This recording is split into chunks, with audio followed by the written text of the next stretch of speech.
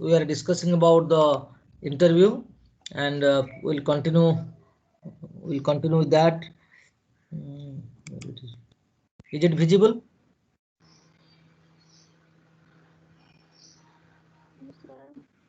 Hmm?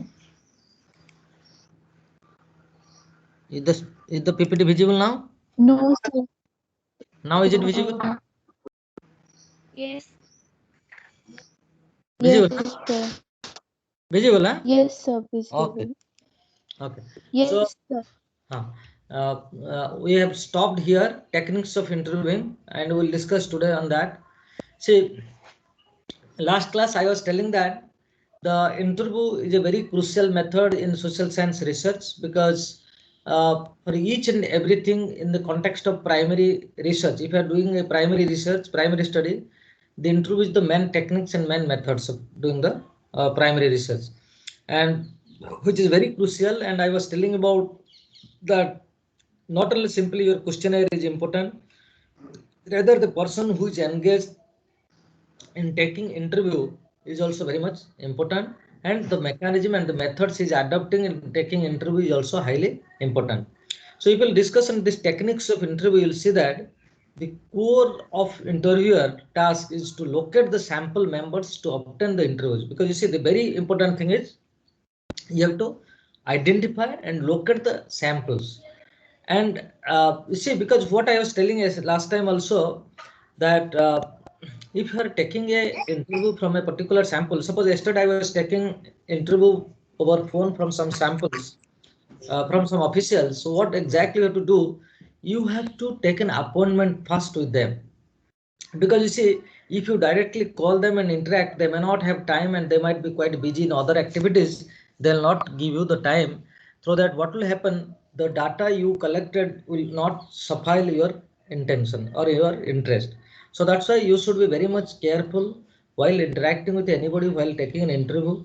And the very important thing is, while locating your sample, that from whom you will take an interview, and their time and their space, all these things is highly important, which is a very important in any interview techniques. So you have to ask the question and record answer as instructed and spend sufficient time on interviewing. It is not that you should be hurry, because I was telling that last time that some of the agencies, what they do, they are quite busy in taking the interview. They feel that okay, if I'll complete one schedule, I will get this much money. The interview should not follow that instruction. Interview should completely follow certain procedure, that you have to uh, uh, be very much careful while obtaining the information. Interviews are required to record the result of the first call and the callback, and are instructed how to deal with different types of non-response. Suppose somebody you called, or suppose somebody you visited, he is not available, then again you have to call him, or again you have to visit him, and you have to take an appointment and have to meet them. Callbacks are the most frustrating part of the interviewer's work, because you see, suppose you if you are taking an interview over phones, so this is, suppose somebody you called and somebody told that I am busy, you call me tomorrow, again you call tomorrow, he will tell okay, I'm again busy and all, because keep on calling back is really a frustrating part of the interviewer's work. So how you will deal, how you have to develop a patience to again calling him back. So sometimes what happened, sometimes people got frustrated and they used to never call again and all, and they sometimes either they go for manipulating or data editing, or they change their sample. Obtaining an interview is an important task of the interviewer.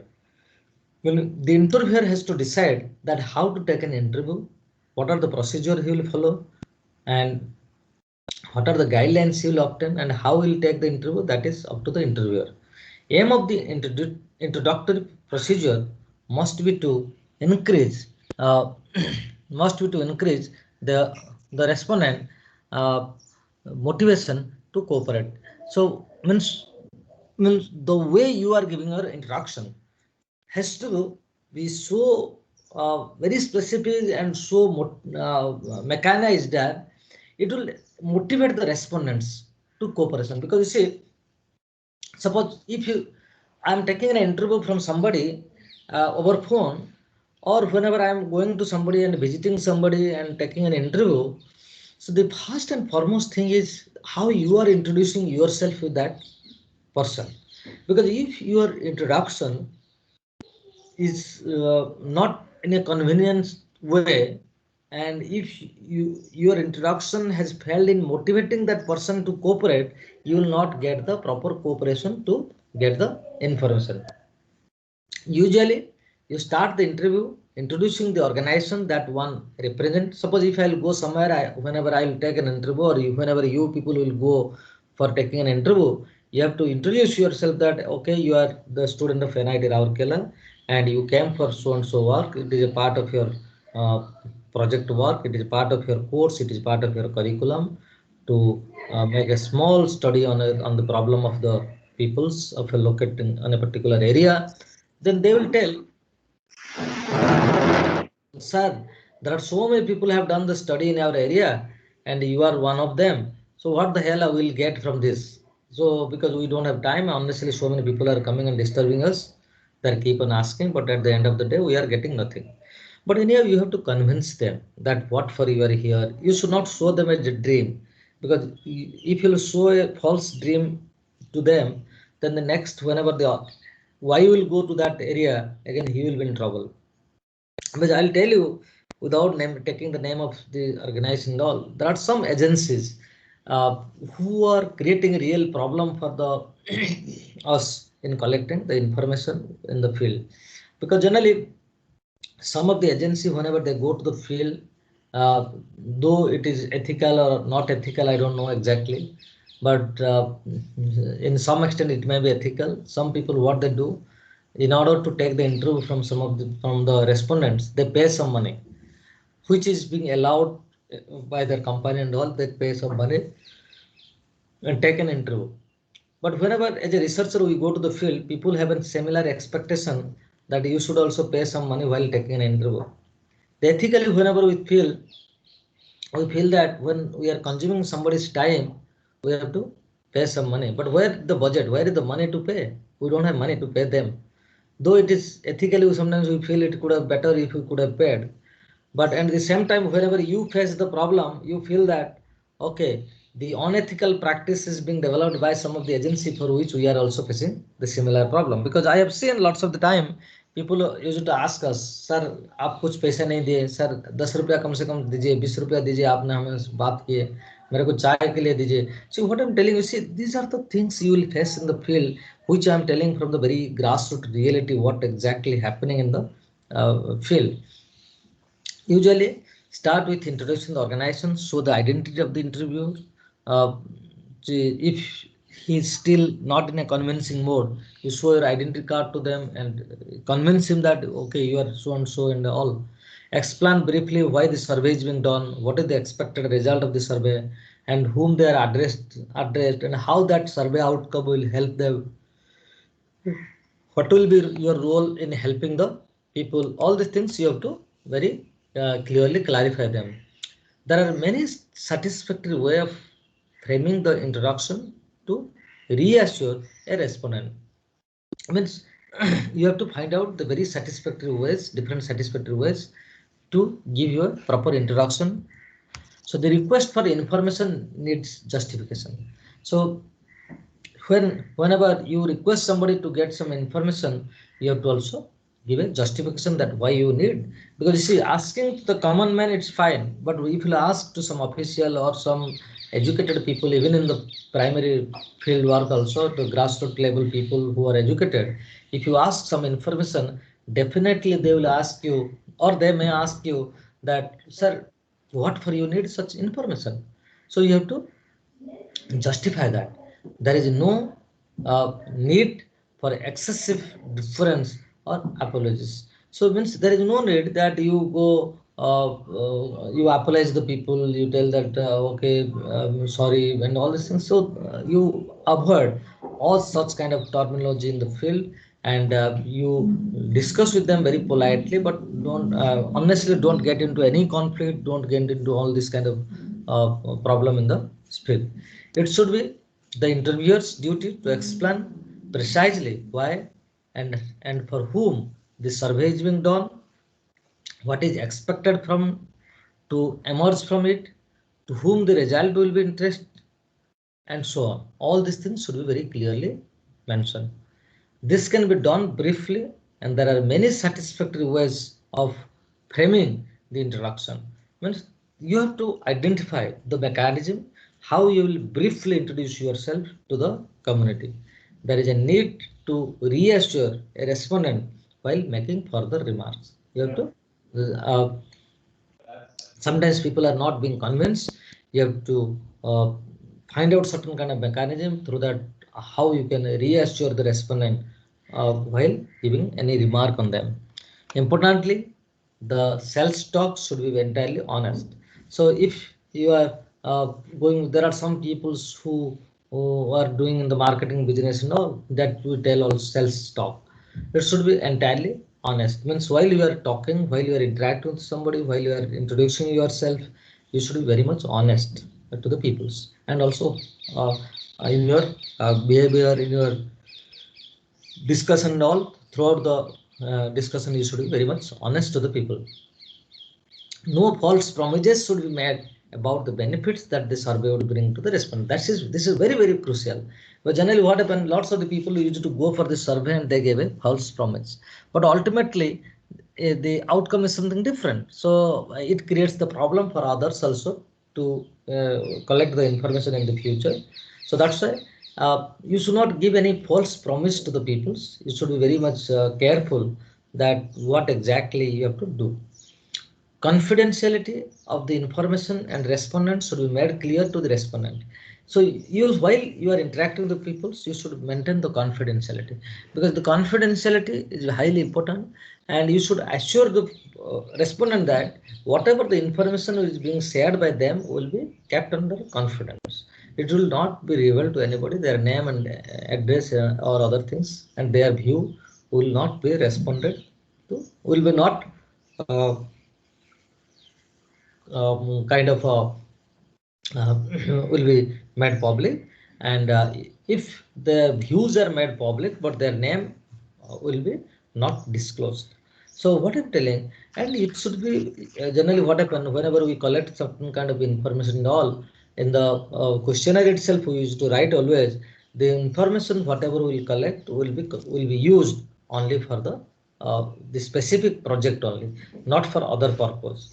It is worth explaining how the sample was selected in simple terms and why it is done. Because sometimes what happen, some of the respondents who are very well educated and all, they will tell that, okay, while you are going to any particular village and particular locality, a particular area, so you have selected some samples and you are interacting with them.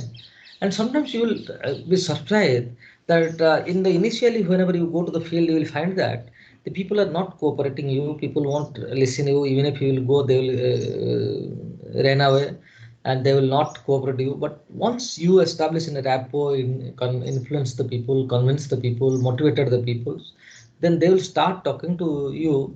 And sometimes what you will find, if you will find that suppose 10 people came and forward and interact with you, the rest of the household also they feel that okay, their information is being taken, why my information is not being taken. Even I have seen lots of the time in the field, some of the other households they come forward and they always tell that sir, sir hamara nahi likhe, so you have not written anything about our households and all, because that is not under my sample. So I don't want to waste my time and waste my questionnaire for that.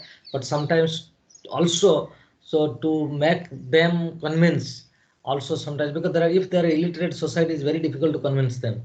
So that time sometimes also we used to take some extra questionnaire and fill it up for the sake of filling up.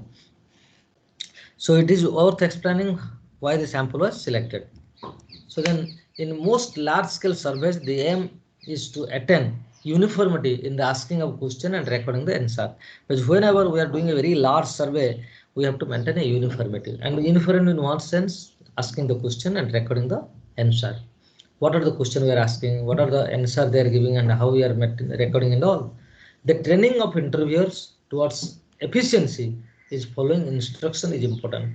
Means the person who will take the interview, they should be efficient and they should be also trained, and they should also get some instruction. Suppose I am not doing a project and I am suppose not going to the field. I hire some people and sending to the field. So I should properly train those field investigator who will be called as an interviewer, who will take the interview at the grassroots level. I should properly train them and I should properly instructed them that how to collect the interview, how to convince the respondent. Because you see, ultimately the people who are engaged in collecting the information, if they are not trained, if they are not well instructed how to collect the information, the outcome will be false. So that will be also again a problem for us. The interviewers are not machines, so they are not also machines. So that's why what we have to do, we have to we deal very properly, and also we have to use other mechanism to record the recording instrument and all. Through that, I suppose I am interacting with somebody, I may not able to remember everything, or I may not able to write everything. So that's why I have to also use certain kind of mechanism, some kind of methods, some kind of instrument for recording their voices, the manner, the pronunciations, and inflections differ as much as they looks, and no amount of instruction will bring about complete uniformity in techniques. Temptation of the interviewer to rephrase or add new explanation to the question can be avoided by phrasing questions in everyday language. You see, you should, while interacting with the peoples, the interviewer should avoid some phrase word. So phrasing the question, and your language should be very simple. And even though your questionnaire is also you have made very simple, you have to again ask in a more simpler way while taking the interview from the people.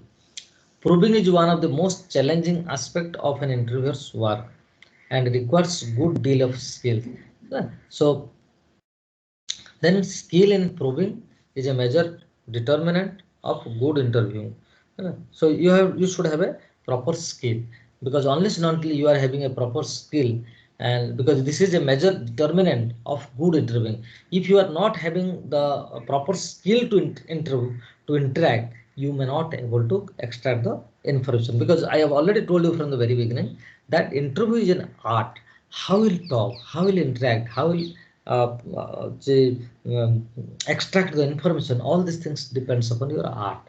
The interviewer is a tool or an instrument of data gathering, and it is important to recognize, locate, and control the interviewer's bias. Because sometimes what happens, the interviewer also becomes very biased, because I have told you, based on their region, based on their ethnicity, based on their kind of other factors. Also, the external factors influence the interviewer, and interviewer while collecting the information sometimes becomes very biased also. So it should be taken care that through that the interviewer should not be biased while collecting the information. Then types of interviews. These are not required much for you, but anyhow I'll just give a brief. See, they may be classified according to their functions, means diagnostic, treatment, research. These are very not required for actually the post graduation level, because these are all high level types of interview. Generally you remember that generally one is individual interview you will take, another is focus group interview. These are things which is not required for you. And interview may be classified in non-directive, directive, focused, repeated interview, depth interview. So means generally non-directive interview also called as a uncontrolled or unguided or unstructured interview. Generally non-directive interview. Here what happened, in this interviewer does not follow a system or predetermined question or a schedule. Getting it. I have told you the while preparing the questionnaire, I have told you this is non-directive means it is unstructured. It is unguided and unstructured. You go with a checklist, or you go on your own, keeping some questions in your mind. You interact with somebody. Whatever question comes to your mind, you ask, you interact. So that is called non-directive, unstructured interview. The respondents are encouraged to relate their opinion or experience with little or no direction from the interviewer. Either interviewer may give a direction, otherwise interviewer may not give any direction, but still the people while they're interacting, and it is a kind of while interacting the question comes one after another. So it is, there is no such a kind of structural way, there is no such kind of structured questionnaire in the hands which will collect the information one by another. So then they are encouraged to dwell and whatever the event seems significant to them, to provide their own definitions of their social situation, report their own focus of their attention, reveal their attitude as opinion in their own words. So here what happened, you gave a complete freedom to the interview, so you collect the information accordingly. During a pre-flow interview of this nature, the interviewer is at a times at a loss to know how activity he or she should participate during the course of the discussion. Here what happened?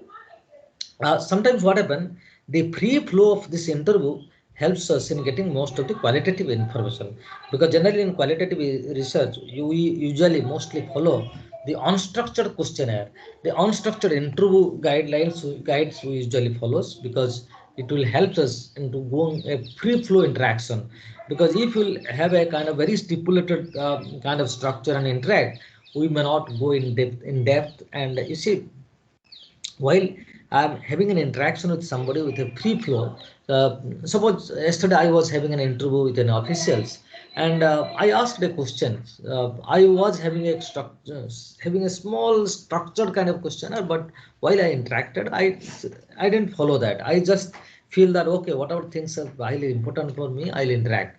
So then what happened, when we had a pre-interaction, we got lots of information and we went for a kind of for a prolonged period of discussion, so that we can get lots of as long as you will have an interaction, you will get lots of things will be revealed, and which will help to your research. Then the directive interview, this is just the opposite of the non-directive interview. Here you are going with a very standardized techniques, and here you have a set of predetermined questions which you have kept in your hands, and you are asking to him. This form of interview is like administering a questionnaire. The only difference being the respondent speaks out his responses. So here you are asking the respondents one by one question. You have a questionnaire in your hand, or you have a schedule at your hand. You are asking one by another. Then the respondent is only giving his response. It has the same set of advantage and disadvantage as that of the questionnaire. Then focused group interview. It takes a place with person known to have been involved in a particular concrete situation. You see, the focused interview, the focused group interview is very, very important. And while we are doing PRA, participated rural appraisal and all, so there usually we use this focused group interview. And in most of the research nowadays, we are adopting the focused group discussion. And whenever your research is very for a certain period, for a very small period, very short period, you are visiting to the field and you need the information should be given within a very short period, there you are adopting the focused group interview. Here either you may mix the both the genders, you may mix the different caste, or you may take the gender or caste in a different way. So it depends upon your study. Based on that, you can either mingle the groups, or you can make a mixture of the group, or you can make a very unique type of group separately and have an interaction with them. There you may have a checklist in your hand. You ask the peoples, you can have an in-depth discussion with the peoples, and from which you can extract lots of information. And it is focused on a subjective experience. And while you are in the focused group discussion, suppose if you are working on, suppose tendu leaf, how the people are collecting tendu leaf, what are the major problems they are facing in the tendu leaf, and you can go for your focused is your discussion is on tendu leaves, starting from its collection, its procurement, harvesting, and storage, marketing. All these are the major focus which you are. The main theme is Tendulip and Tendulip. So there are different aspects, starting from procurement to processing, storage, then marketing. So means while these are the major heads on which you can have a discussion with the people. You called the villagers into one space, and you can suppose you can have a meeting only with the women's, or you can have a both male and females, or you can have a separately the different peoples. Then there what you can do, you can start asking the question starting from the bush cutting to the government support, and the mechanism of harvesting, the mechanism of processing, the mechanism of binding, the mechanism of storage, who is procuring from them, then whom they are selling, what are the major constraints they are facing in the selling, and are they doing any value addition at the grassroots level. So lots of things should be discussed, and all this information should be collected, that is through focus group discussion. Because instead of going to everybody's households, if you will have a major interaction in a group, you can get all the information about the Kendulip in the villages. It is believed that these details are less likely to be distorted and to conceal the actual experience than the general unfocused interview of a long and short duration. The repetitive interview, you can take an interview from a particular person, and with a time gap, again you can go and repeat the interview and collect the information, then cross check what exactly the information you have collected, what kind of change has come in all these things you can do. Then it offers the advantage of studying the progressive action and events as they actually occurs, and studying attitude in the process of formation. These are, see, depends upon the study, because it is really actually these are the things, because for you people mostly you remember this focused group interview and the general interview which is required, and the other things are not required for you now, because these are all highly advanced techniques which is required at the PhD and the higher level also. So the depth interview, the similar things, that while you are interacting, how depth you are going, and you have to go more and more in depth and while interacting, and you should be very much careful while going for more and more in depth, because you should not stop from the very beginning. If somebody is giving any answer, you can here, the aim is obtaining both unconscious as well as other type of information relating to the motivation and personality of the respondents. So means where the depth interview is needed, and where exactly you may not collect the with a limited discussion, you may not get the information or data. So you have to sometimes, based on your objective of study, based on the title of your study, based on the problem of your study, you can adopt the depth interview mechanism for collecting the information. And the advantage of interview is it is a highly flexible tool in the hands of the skillful interviewer. The question not readily grasped by the interviewers can be rephrased. The interviewer has greater opportunity to appraise the accuracy and validity. The contradictory statement can be followed up by possible reasons for contradiction learned. So these are all advantages. You have a very much flexible in the time and the tools. It is in the hands. What question you will ask, what question you will not ask, even if it is in the questionnaire.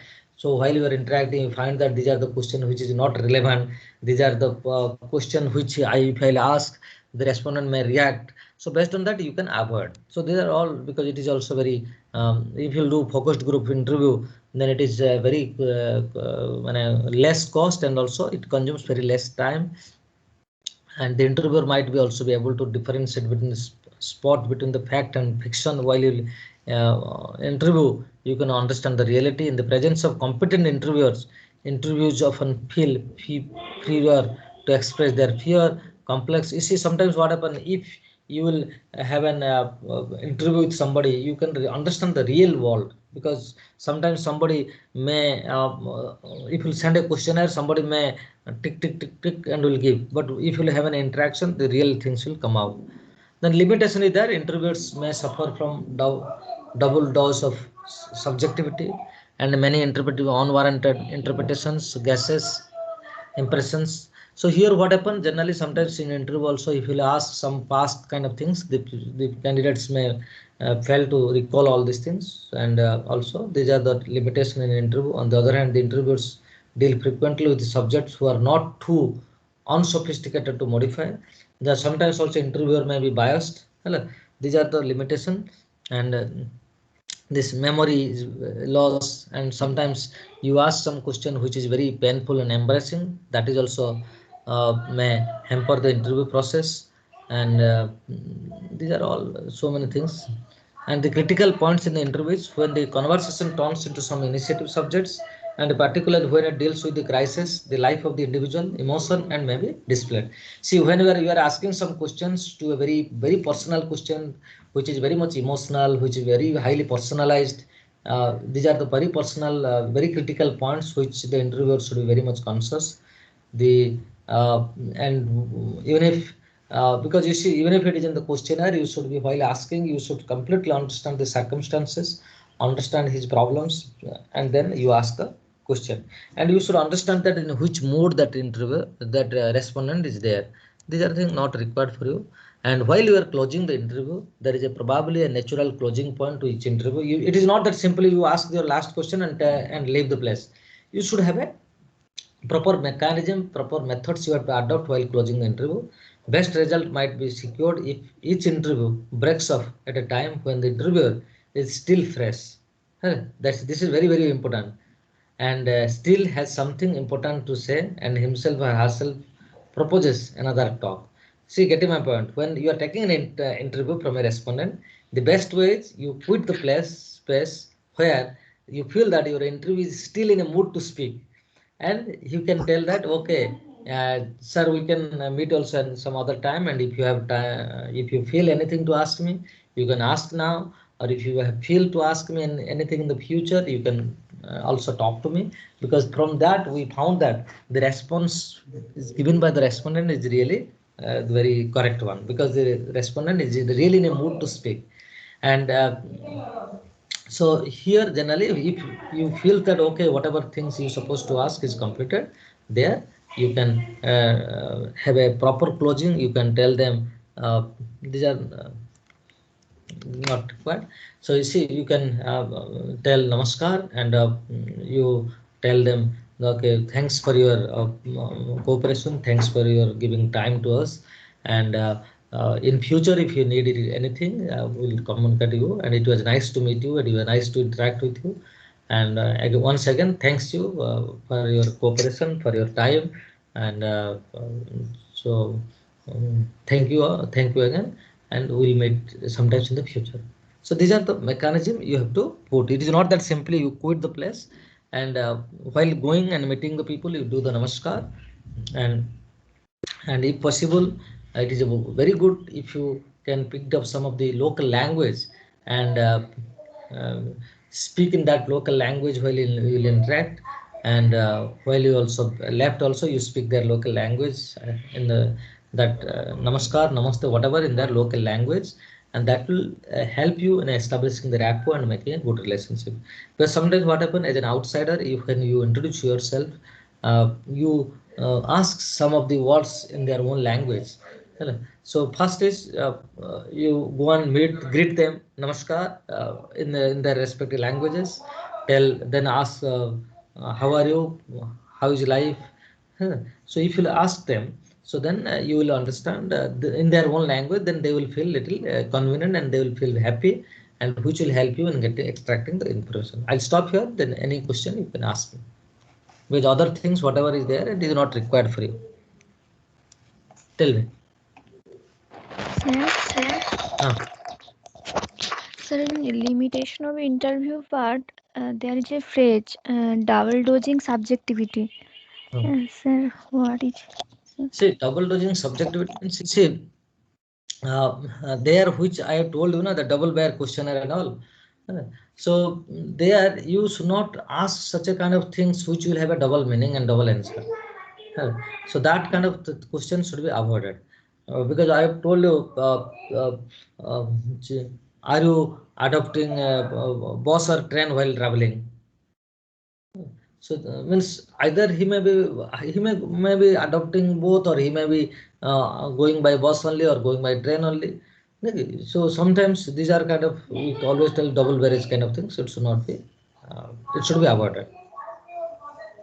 Once you get into the research, you will understand exactly slowly what is exactly the different phrase, and how, because the more questionnaire you will develop, and you see the questionnaire in the website and all, you will understand exactly how to develop the questionnaire, because These are the things which you have to be avoided.